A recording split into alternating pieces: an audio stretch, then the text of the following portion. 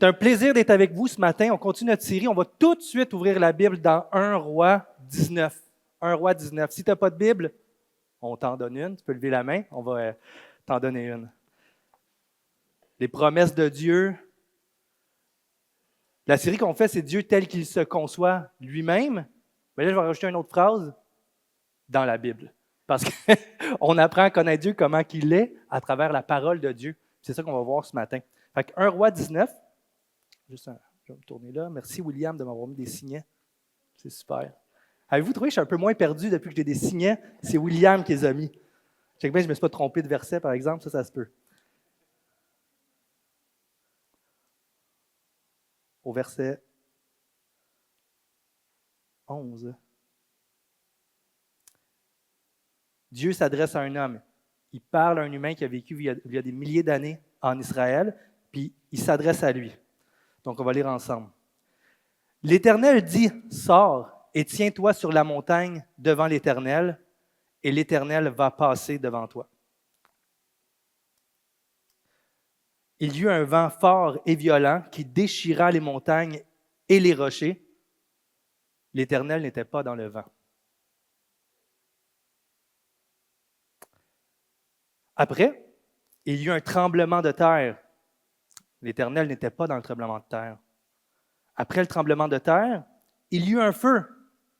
L'Éternel n'était pas dans le feu. Il y eut un murmure doux et léger. Quand il l'entendit, Élie enveloppa son visage. Il savait que l'Éternel était dedans, le murmure doux et léger. Dans son manteau, sortit et se tint à l'entrée de la grotte. Donc, depuis le début de la série, on met un accent particulier sur la personne de Dieu, sur comment Dieu se conçoit lui-même, comme je disais, et on a vu différentes qualités de Dieu. Et dans ce texte d'introduction-là, on a des qualités de Dieu. Je l'ai lu parce qu'on voit à travers l'introduction que Élie aurait pu s'attendre d'une manière logique et claire que Dieu allait être présent ou qu'il allait révéler sa présence d'une manière plus particulière, parce que Dieu est omniprésent. Ce n'est pas parce qu'il n'était pas dans le feu qu'il était absent. Non, il n'a pas révélé sa présence d'une manière particulière à travers le feu à ce moment-là, parce qu'il voulait faire connaître quelque chose à Élie de très précis. Et comme je dis, Élie aurait pu s'attendre à ce que Dieu se révèle à travers le vent violent qui déchire les montagnes. On le voit dans la Bible. Si tu lis la Bible, tu vas voir, pour ceux qui ont lu le livre de Job, à la fin du livre de Job, Dieu se révèle dans une tempête d'une manière un petit peu plus particulière. Et Job est dans la tempête avec Dieu, avec le vent violent. Et dans toute l'histoire de l'Église qu'on voit, tous les tableaux d'or qu'on a fait et tout, c'est toujours le chaos total avec le tourbillon de vent et Job qui se tient dans la présence de Dieu dans cette tempête-là. Donc pour Élie, quand il a vu le vent violent, Dieu devait être dedans, mais non, il n'était pas dedans. Dieu voulait montrer quelque chose à Élie. Après ça, il y a un tremblement de terre. Nous, j'ai vécu une fois un petit tremblement de terre à Prévost. Là, c'est comme wow, la puissance de Dieu. Là, puis c'est genre 2 sur magnitude. Là. Il y a un tremblement de terre. Et pour Élie, ça pourrait être quelque chose. Dieu va se révéler dans le tremblement de terre. Des fois, Dieu se révèle. Ou quand il y a un tremblement de terre, Dieu est là parce qu'il connaît l'histoire d'Israël. Quand Dieu a sorti le peuple d'Égypte, et là, c'est écrit que sur la montagne, la présence de l'Éternel était là, et la montagne du Sinaï tremblait d'une manière violente, parce que la présence de Dieu était manifestée de manière plus particulière là. Mais Dieu, ici, n'est pas dans le tremblement de terre. Dieu voulait montrer quelque chose à Élie. Après ça, c'est un feu. Mais dans la Bible, Dieu manifeste sa présence des fois dans le feu. On le voit avec Moïse, aussi avec les fils d'Aaron, dans l'histoire de l'Exode encore, où est-ce que le feu sort de l'autel puis il consume qu'est-ce qu'il y a devant lui, dont les 2 fils d'Aaron. Et dans Hébreu, c'est écrit « Car notre Dieu est aussi un feu dévorant ». Mais Dieu n'est pas dans le feu. Dieu est dans un murmure doux et léger. Pour comprendre un peu l'histoire, parce que c'est mon introduction, ce n'est pas le texte d'aujourd'hui, pour comprendre l'histoire, en gros, très, très simple, en Israël, c'est le chaos à ce moment-là, total. Le roi est mort, il y a le nouveau roi, il se tourne vers un nouveau dieu qui s'appelle Baal, et à travers, en tout cas, je vais rester simple, là.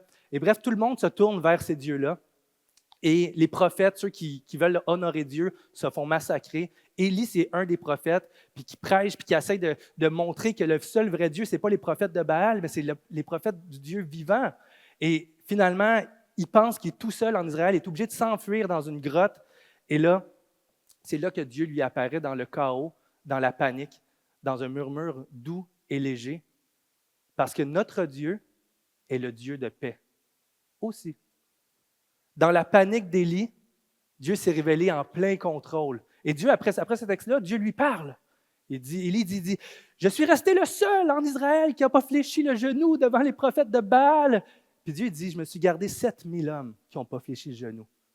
Je suis en contrôle de la situation. Dans le chaos du royaume, je suis là, je suis en paix, je ne suis pas déstabilisé, je suis en plein moyen de mes actions.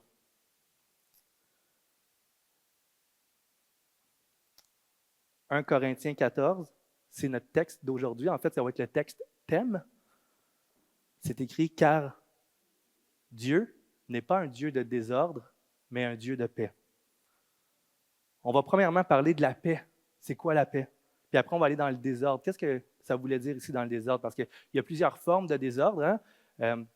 Des fois, nos maisons sont en désordre, on veut cleaner. Dans le contexte du texte, aujourd'hui, quand il dit « Dieu n'est pas un Dieu de désordre », il est en train de parler qu'il y a beaucoup de désordre dans le cadre du dimanche matin. Tout le monde parle fort, puis il y a des gens qui font des prophéties, puis tout le monde parle en même temps. Et Dieu dit « Non, Dieu, ce n'est pas un Dieu de désordre, c'est un Dieu d'ordre. » Mais on va voir que c'est beaucoup plus profond que juste cleaner, passer le balai, puis mettre de l'ordre dans notre chambre. Fait à travers la série de ça, on aurait manqué une grosse occasion, pour vrai, de parler du Dieu de paix. Parce que c'est une caractéristique claire. Je vais juste vous lire quelques textes en rafale. Romains 15, 33. « Que le Dieu de paix soit avec vous. » C'est grand amen.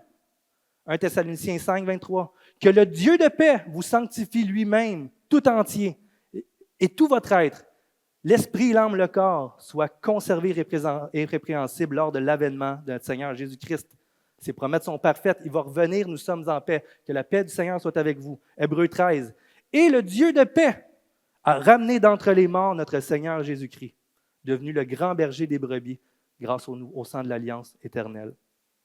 Il vous rend capable de toute bonne œuvre pour l'accomplissement de sa volonté, qu'il fasse en vous ce qui lui est agréable en Jésus-Christ, pour sa gloire au siècle des siècles. Amen. Je vous en ai lu 3, mais je peux continuer. Puis le but, ce n'est pas de vous bourrer de crâne en rafale de versets, mais j'aurais pu continuer. Là, 1 Thessaloniciens, Éphésiens 2, 14, Romains 16, ça continue, où il y a l'introduction ou la fin des textes, des messages dans les Écritures qui parlent du Dieu de paix qui est avec les croyants, qui nous garde en paix. C'est un mince échantillon de ce que je vous ai donné. C'est une caractéristique très précise de notre Dieu. On a parlé de la toute-puissance. Le Dieu tout-puissant, il va se révéler dans la toute-puissance, dans le tremblement de terre, dans les grands miracles, dans le feu qui brûle, dans les montagnes qui se fracassent. C'est le Dieu tout-puissant qui peut ébranler le ciel et la terre. C'est le Dieu de paix. Par exemple, de quelle paix qu'il parle, par exemple? Ça, c'est important. Parce qu'on connaît la paix un peu, dépendamment où tu es dans ta vie, ou qu'est-ce qui se passe dans ta vie présentement. Moi, quand je vis de l'agitation, je vais vous donner des exemples de paix, ce n'est pas des exemples mauvais, c'est une réalité, là. Un exemple de paix. Mettons que je suis fatigué, puis les enfants sont fatigants, puis qui crient, puis papa, papa, papa. Puis là, moi, je suis assis dans le divan, puis papa, je peux-tu faire ci? Papa, je peux-tu manger ça? Bien, ce qui se passe dans mon cœur, foutez-moi la paix. Genre, chut, silence! Chut, chut, chut. Allez vous faire regarder chez vos grands-parents. Puis là, je suis assis dans le divan. Ah, c'est la paix. C'est le silence. Je suis en contrôle de mon salon. C'est une paix. Est-ce que c'est cette paix-là ici que Dieu nous parle? Que le Dieu de paix soit avec vous.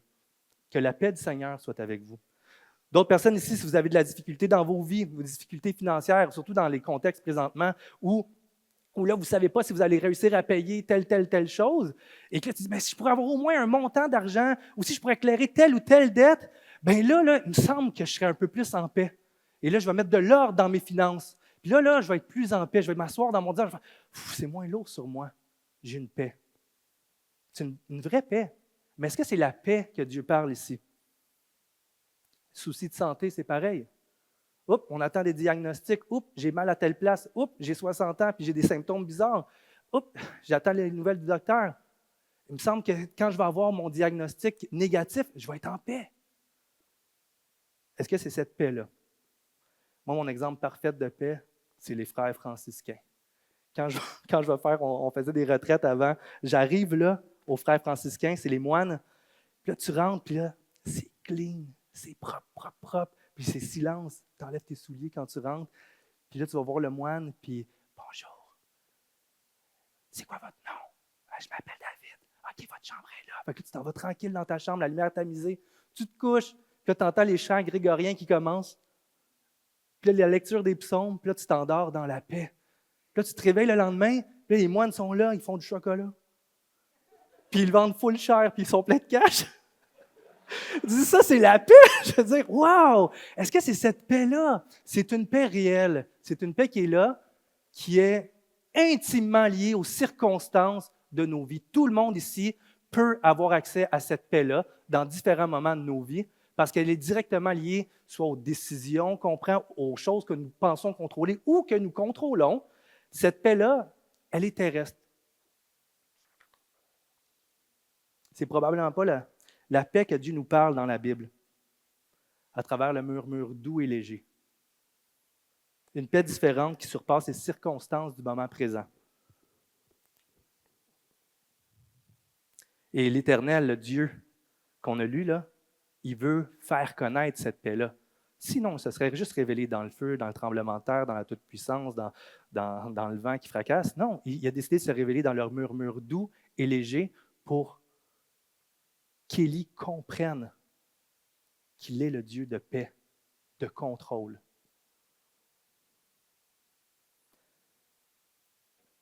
Dieu, si on parle de qualité de Dieu, on a parlé d'incommunicable, comment? D'éternité, l'éternité, l'omniscience, que Dieu connaît tout, nous on ne connaît pas tout.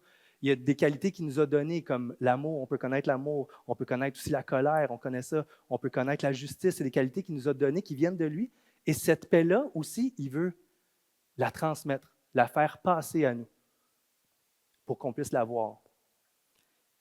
Elle n'est pas au monastère, elle n'est pas dans l'ordre de nos finances ou dans l'ordre de nos vies, quoique l'ordre, elle est bonne. Dieu, c'est quand même un Dieu d'ordre. Mais la paix que Dieu veut nous donner se trouve uniquement en Jésus-Christ. On va tourner ensemble dans Jean 14. Jean 14 au verset 27.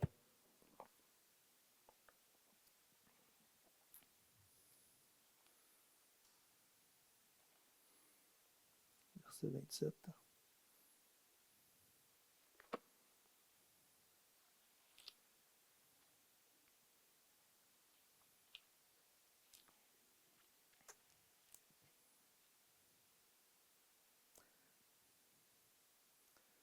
Je vous laisse ma paix. Je vous donne ma paix. Je ne donne pas comme le monde donne. Que votre cœur ne se trouble pas et ne s'alarme pas. C'est le Dieu de paix. Il précise, je vous la donne. Donc, on a accès à cette paix-là en Jésus-Christ. Je vous donne cette paix-là. Puis il précise, je ne donne pas comme le monde donne. Fait qu'est-ce que ça veut dire? Moi, je vais l'interpréter de deux manières. Quand nous, on donne quelque chose, souvent, on peut reprendre. Ah, ça faisait mon affaire à ce moment-là, mais là, je pourrais-tu me le redonner, s'il vous plaît, j'ai besoin de 20$. Là, tu sais. Fait on donne comme ça, tant que ça fait notre affaire, et quand on vient d'en avoir besoin, on le reprend. C'est cette manière de voir, certainement. Il ne donne pas comme le monde donne, il la donne pour rester éternellement avec nous, cette paix-là. Et de l'autre côté aussi, on va pouvoir l'interpréter en disant, il ne donne pas comme le monde donne. Ce n'est pas une paix qui vient du monde, non plus. Ce n'est pas la paix qui dépend des circonstances du moment présent, de savoir si on est en contrôle ou pas. Puis là, après ça, il continue. Que votre cœur ne se trouble point et ne s'alarme point. Mais, coudonc, Jésus de Nazareth, es-tu en train d'insinuer qu'il y a des choses qui pourraient nous troubler ici-bas? Es-tu en train d'insinuer qu'il y a des choses qui seraient susceptibles de nous alarmer dans nos cœurs? Et poser la question, c'est répondre. Ben oui, plein de choses ici-bas vont nous troubler, vont nous alarmer. Là, ici, il parle plus précisément de persécution qui s'en vient, mais c'est encore pire que ça. Jésus, il les abandonne, mais il ne les abandonne pas. Il dit, je suis avec vous, je vous donne ma paix. Mais Jésus part au Père, puis les disciples restent tout seuls, façon de parler, sur la terre de Caïn, pour dire l'expression d'une terre maudite. Et les disciples ont vu qu'est-ce qui se passe sur la terre. Et leur seul espoir est en Jésus. Mais là, Jésus dit, je pars, que votre cœur ne s'alarme pas, ne se trouble pas. Est-ce qu'il y a des choses ici qui peuvent nous déranger, faire qu'on panique, qui peuvent nous faire perdre la paix?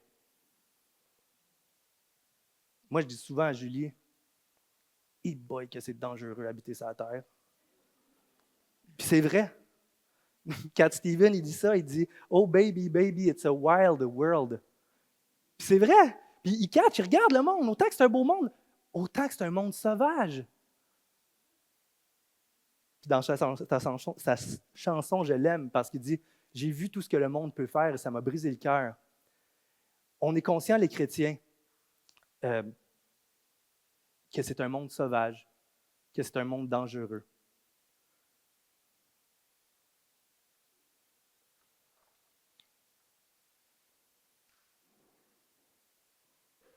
Pourquoi Jésus dit « Je vous donne ma paix, je vous laisse ma paix ». Je ne donne pas comme le monde donne. Parce qu'il nous envoie. Puis qu'est-ce qu'il dit dans ces textes? Il nous envoie comme des brebis en plein milieu des loups. C'est sauvage. C'est pas parfait ici. Aucune sécurité garantie. Pourquoi Jésus nous donne sa paix? Parce que dans 1 Thessaloniciens, c'est écrit « Quand les hommes diront paix et sécurité, une ruine soudaine va tomber sur eux. » Wow! On n'est pas dans un monde de licorne. On aimerait ça. Jésus dit que votre cœur ne s'alarme pas, ne se trouble pas, malgré le chaos dans lequel nous vivons et souvent même le chaos qui est dans nos propres vies, matérielles, spirituelles, tout ce qu'on veut. Troublez-vous pas. Notre Dieu n'est pas un Dieu de désordre, mais de paix. Puis je ne vous l'ai pas dit, hein? Mais le mot désordre dans la Bible, je sais, on le comprend souvent, je me suis souvent fait dire, quand on a même la parole de Dieu va dire, « Hey, certains parmi vous vivent dans le désordre. » Puis là, il faut régler ça. Là. Ou des fois, dire, « Hey, là, je suis allé chez quelqu'un, là, c'était le désordre. Notre Dieu, c'est un Dieu de paix et non de désordre. » Mais plus profond que ça encore, c'est bien de faire le ménage, ça montre que Seigneur aide-moi, là, tu sais. Plus profond que ça encore, le mot désordre, il est généralement traduit par « Notre Dieu n'est pas un Dieu d'agitation. » N'est pas un Dieu qui perd le contrôle.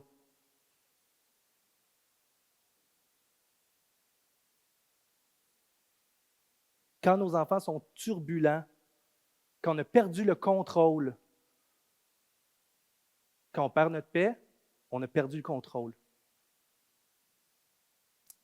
Je n'ai pas eu la paix de l'après-midi, mes kids ne m'ont pas fatigué. Bon, je reviens avec ça parce que pour un parent, je sais qu'il y en a plusieurs, ça peut être difficile. On a perdu le contrôle. Ça m'a enlevé ma paix. Quand nos finances sont en désordre, il peut y avoir plein d'affaires, plein de circonstances. C'est qu'on a perdu quand même le contrôle. Quand notre santé ne va pas comme on veut, c'est qu'on voit que finalement, on n'avait pas le contrôle. Ça nous enlève la paix. Notre Dieu est un Dieu de contrôle. Il contrôle. Il n'a pas perdu ses moyens. C'est le Dieu de paix. Il n'est pas un Dieu de désordre, d'agitation. C'est un Dieu de paix. J'ai l'image de la jungle, je vais souvent au Costa Rica, et quand on parle, justement, le contrôle, des fois, c'est notre manière de trouver la paix, mais moi, je suis allé marcher régulièrement dans la jungle. Tu sais, quand on dit l'expression, là, hey, je suis allé dans le Bronx, c'était la jungle. Tu sais, là, on dit ça, cette expression-là, là, ça veut dire qu'il n'y a pas de loi, il n'y a pas rien. Et quand tu vas marcher dans où il y a eu une émeute à telle prison, c'était la jungle. Quand tu vas marcher dans la jungle, là, c'est le désordre, c'est le bordel, c'est le chaos.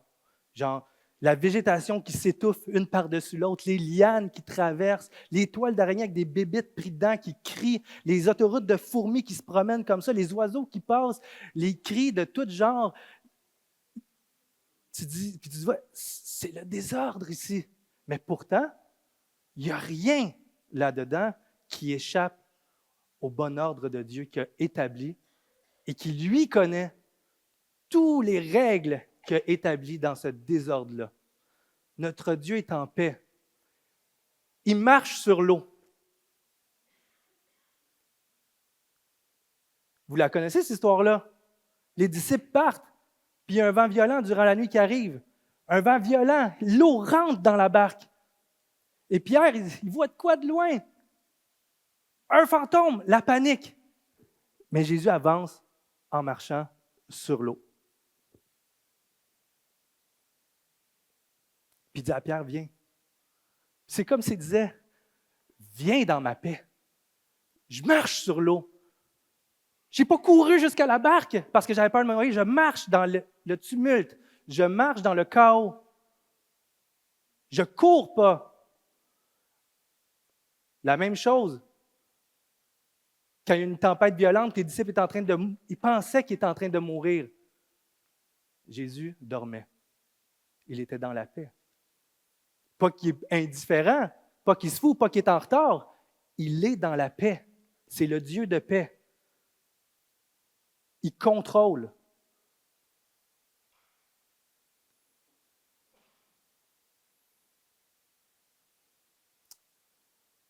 Notre Dieu est un Dieu, n'est pas un Dieu de désordre, mais de paix.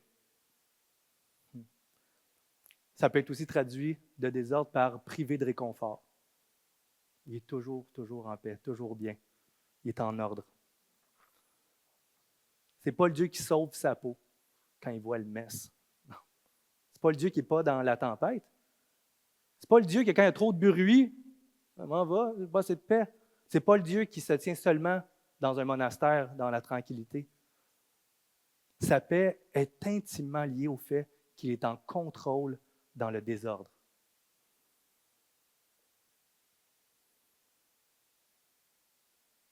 Tout ce qu'on peut entendre. Quand on entend là, c'est la partie glissante, OK? Mais quand on entend une tragédie, quand on entend un tremblement de terre, quand on entend un tsunami, quand on entend famine, quand on entend guerre, on pense que le monde s'en va à la dérive, qu'il n'y a plus de contrôle. Non, c'est le chaos ici-bas à cause des conséquences du péché. Mais Dieu est en plein contrôle. Il n'a pas perdu pied, il n'est pas stressé, il ne court pas dans la tempête. Il a promis que son plan arriverait à exécution. Et c'est certain. On a chanté c'est notre forteresse. C'est cette paix-là qu'il veut donner. Pas la paix qu'on peut trouver dans notre salon propre, dans nos enfants qui se font garder, dans nos finances établies, quoique c'est des choses qui sont bonnes, comme je dis, qui font du bien. Mais ce n'est pas cette paix-là qu'il veut donner. Il ne veut pas donner comme le monde. Il veut donner quelque chose de profond qui s'enracine dans notre foi, qui veut dire que nous savons qu'il est en contrôle quand c'est le bordel dans notre vie.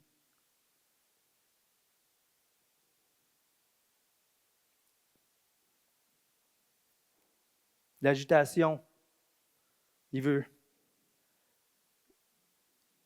nous donner la paix. Les tempêtes physiques, là, anxiété, faillite, perte d'emploi, perte de toutes sortes, perte d'un être cher, tempête spirituelle, doute, blessure, chicane, trahison. Le Dieu est en contrôle dans ces tempêtes-là. Il ne s'est pas sauvé.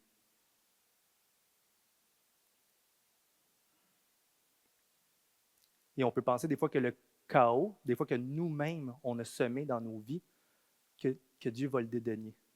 Non, non. Il est en contrôle. On sait que la marche chrétienne dans ce monde peut être épeurante, peut être difficile. Je vous laisse ma paix, je vous donne ma paix. Elle n'est pas limitée à l'ordre qu'on va établir, je le répète. La paix que Jésus donne est étroitement liée au fait qu'on peut vivre dans le désordre dans ce monde. On va lire ici dans Jean 16, un dernier verset que je vais lire. Ah non, j'en ai d'autres, excusez. Jean 16. Oh non, pas un autre verset. Non, tu sais, on est à l'église, tu sais. Dans Jean 16, 33.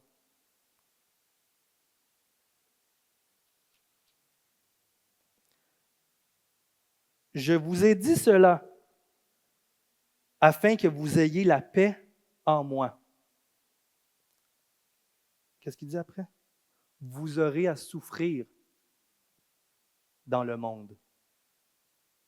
Mais prenez courage. Est-ce que ça finit là? Moi, j'ai vaincu le monde.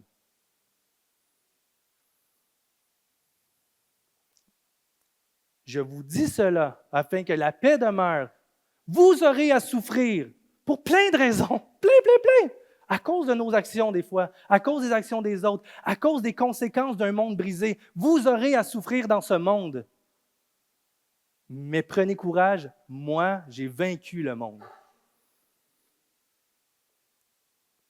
Jésus fait référence à toutes les conséquences liées au monde brisé. La souffrance, elle est liée au fait que nous vivons sur une terre brisée par le péché. Puis ça fait 2 fois que je le dis, le mot péché, c'était nouveau ici. Je vais le traduire comme ça, je vais te l'expliquer. Tout ce qui est une action, une pensée qui n'est pas la volonté de Dieu dans la Bible, qui est mal aux yeux de Dieu, c'est un péché. Et il dit, vous allez souffrir dans ce monde brisé par les conséquences du péché. Mais moi, j'ai vaincu le monde. Jésus va dire, prends courage, je peux renverser toutes ces conséquences-là. Je peux tous les renverser.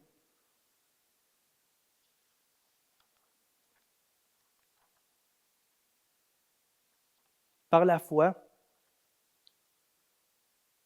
le chrétien peut savoir, puis tout le monde en fait, pas juste les chrétiens, tout le monde peut savoir, quand on place notre foi en Jésus, que Jésus a vaincu.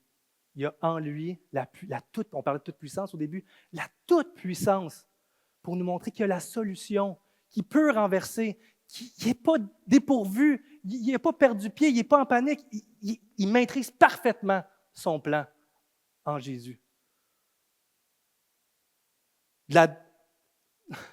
Du premier cheveu blanc qu'on ne contrôle pas, par exemple, qui est une conséquence de la dégénérescence. On ne les choisit pas, mais moi, ma femme a les cheveux blancs, je la trouve super belle. Là. Je veux dire, on ne les choisit pas. Une conséquence de la dégénérescence jusqu'aux morts. Il est en plein contrôle. Il va renverser toutes les conséquences liées à notre monde brisé. Vous vous rappelez, est-ce que vous vous rappelez de libérer les aveugles, donner la vue aux aveugles? Il est en train de montrer aux gens qui sont aveugles, qui sont nés aveugles, voici une conséquence du monde brisé qui est due au fait que l'être humain a rejeté Dieu. Je t'en contrôle, je te donne la vue. Et tout le monde capote. Waouh, il donne la vue. Mais plus profond que ça, j'ai vaincu le monde. J'ai la puissance en moi de régler les problèmes.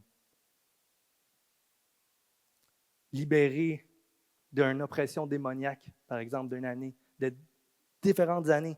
Vous vous rappelez dans le pays des Ganadériens, suite à la tempête dans la barque, il y a une première tempête, les disciples sont agités, et ils arrivent de l'autre côté, et là, le texte dit qu'il y a un démoniaque, que plein de monde ont essayé d'enchaîner dans les chaînes, puis il vit dans les sépulcres, dans les tombeaux, puis il vit là, puis il crie, c'est marqué, il crie jour et nuit. Il n'y a pas de paix dans lui. Zéro. Et Jésus arrive et ordonne qu'il soit libéré. Jésus donne sa paix éternelle dans l'agitation. Il y a le pouvoir, la force, la toute-puissance, la volonté de renverser tout ça. Parce que ça serait une chose.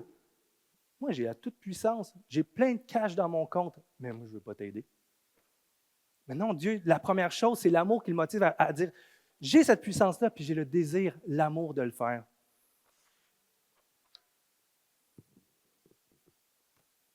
Pour qu'on puisse trouver la paix au milieu du chaos.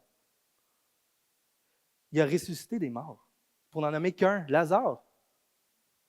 C'était la panique. Les sœurs arrivent au pied de Jésus en courant, puis elles se pitchent, puis elles disent à Jésus, si tu étais venu avant, mon frère, n'était pas mort. Et Jésus il est venu 4 jours après. Il était trop occupé. Il était en paix, en plein contrôle. Puis que la pourriture, 4 jours à 40 degrés en Israël, ça puait quand on ouvert la roche, c'est écrit. Les vers, la putréfaction, ça ne l'inquiète pas.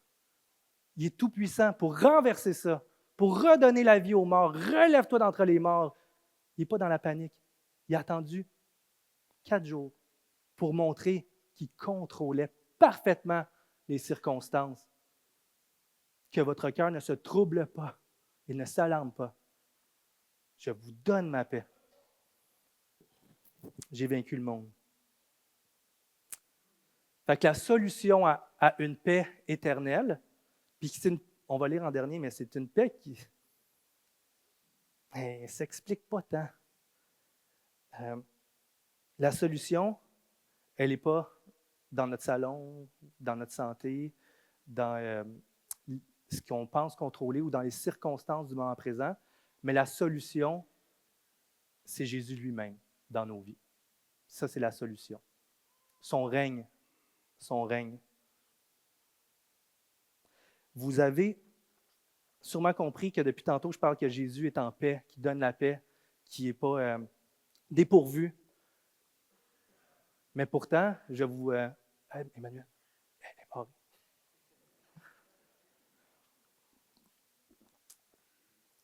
Mais pourtant, il y a un moment, parce que là, j'affirme, on lit des textes, j'affirme des choses sur Jésus, je vous donne ma paix, je vous laisse ma paix. Mais moi, je me rappelle d'un texte où Jésus n'a pas de paix. Il a perdu sa paix. Je ne sais pas s'il l'a perdu, je ne vais pas parler trop fort, là. Mais il ne semble pas avoir de paix. Fait qu'il y a plusieurs textes, juste avant qu'il se fasse arrêter pour aller sur la croix. Et là, c'est écrit que dans les évangiles, Jésus va dire « Mon âme est triste à en mourir ». Mais d'autres versions vont dire « Mon âme est troublée jusqu'à en mourir ». Et celui qui donne le plus de détails sur ce moment-là de la vie de Jésus, c'est dans l'évangile de Luc où il y a des gouttes de sang qui tombent du front de Jésus. Et ça s'appelle l'hématidrose. C'est un phénomène rare, mais possible, que quand quelqu'un vit une angoisse longue et soutenue, les faisceaux sanguins du front explosent, fait que le sang et la sueur se mêlent ensemble et ils coulent comme ça. Fait que là, c'est écrit dans le texte que Jésus était en agonie dans son âme. Il vivait une angoisse profonde et il n'y avait pas de paix, là. Je veux dire, non, il était à genoux.